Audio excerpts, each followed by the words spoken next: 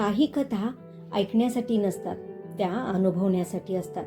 परिस्थिती तीच असते, पण अर्थ वेगळा असू शकतो, त्याचे परिणाम वेगळे असू शकतात. आणि हेच आहे अनुस्पंदन. आणि आजच्या कथेचं नाव आहे बटाटा, अंडी, कॉफी बीन्स. परिणाम अनेक, पण शिकवण मात्र एकच.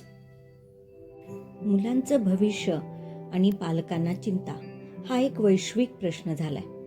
आणि प्रत्येक आईवडिलांना आपलं मुलाचं भविष्य चांगलं असावं हे वाटणं साहजिक आहे, त्यात गैर असं काहीच नाहीये. पण प्रत्येक मुलाची क्षमता ही सारखी असते का, हेच तर आपल्याला समजून घ्यायचंय. एका गुरुकुलामध्ये सगळी मुलं शिकायला होती. निकालाचा दिवस आला आणि काही मुलांना यश मिळालं, पण काही मुले फार पाठीमागे राहिली. मग पाठीमागे राहिलेल्या मुलांच्या पालकांचा राग अनावर झाला. ते नको ते त्या गुरूंना बोलायला लागले. गुरु शांत राहिले आणि गुरु म्हणाले, तुमच्या सगळ्या प्रश्नाची उत्तरे मी उद्या देतो, तुम्ही उद्या सकाळी लवकर या. आणि दुसरा दिवस उजाडला. सगळे पालक त्या ठिकाणी गेले आणि तिथे 3 पातेले ठेवण्यात आलेली होती. चुलीखाली जाळ होता आणि प्रत्येक पातेल्यामध्ये वेगवेगळ्या वस्तू होत्या. एका पातेल्यामध्ये बटाटा, दुसऱ्या पातेल्यामध्ये अंडी आणि तिसऱ्या पातेल्यामध्ये कॉफी बीन्स. पालकांना काही समजेना. काही वेळानंतर सगळे पातेले बाजूला काढण्यात आली आणि प्रत्येक पातेल्यातल्या वस्तू परातीमध्ये काढण्यात आल्या. आणि मग ते पाहण्यात आलं तर बटाटी उकडलेली होती, ती सॉफ्ट झाली होती.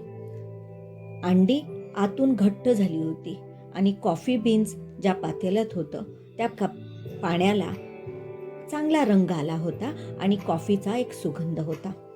प्रत्येकांना प्रश्न पडला.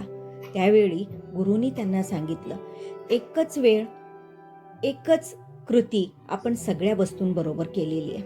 पण अंडी घट्ट झालेली आहेत, बटाटा मऊ झालाय, तर कॉफी बीन्स ज्या पातेल्यात टाकलं होतं तिथलं पाण्याला रंग आणि सुगंध आलाय. तर प्रत्येक मुलांची क्षमता वेगळी आहे. काही जण परिस्थितीमध्ये अगदी बटाट्यासारखी सुकून जातात, मऊ होऊन जातात, तर काही मुलं त्या परिस्थितीमध्ये स्वतःला कणखर बनवतात. तर काही मुलं कॉफी बीन सारखी असतात, ना ती घट्ट होतात ना ती मऊ होतात, पण आहे त्या प्राप्त परिस्थितीत स्वतःचा सुगंध मागे ठेवतात. आजच्या कथेचं अनुस्पंदन इतकंच आहे.